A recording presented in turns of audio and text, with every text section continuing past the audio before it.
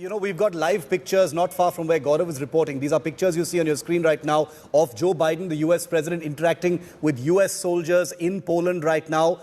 Images, that have been put out by the US government and NATO, of course. All of this, of course, crafted to, boost morale, a pat on the shoulder for the NATO forces with the, man holding the biggest office in the world, really, the President of the United States, right there in person, just 50 kilometers from the Ukraine border. Geeta, quickly coming to you, Biden in Poland, live pictures of him with US soldiers there.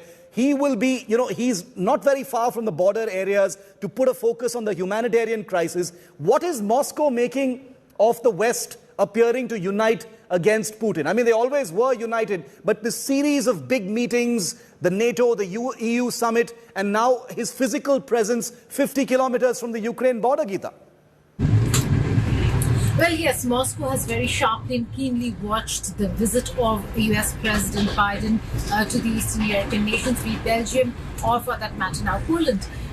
There is a sense that the European nations and the West are uniting to ensure that the NATO member states are safe, given that the attack by Russia in one of the border areas touching Poland did come as a scare. Also, the fact that Moscow has been saying that should there be escalation, should there be boots on the ground, any sort of interference or meddling within Ukraine, that would escalate into a full-fledged war between the West and Russia, and then Russia could resort to nuclear attacks. That's one big scare for President Biden.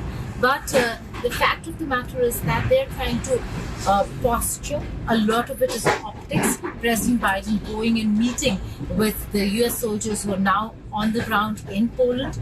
Also, reassure that the place that he's chosen to visit is also very interesting, because that's one of the border points from where a lot of humanitarian aid is being sent, and refugees are coming in from Ukraine into Poland. So a very, very significant visit in terms of optics and posturing, but in terms of a real term of help to Ukraine, apart from giving them weapons, the no-fly zone that Ukraine demanded has not been met with. There is no direct help.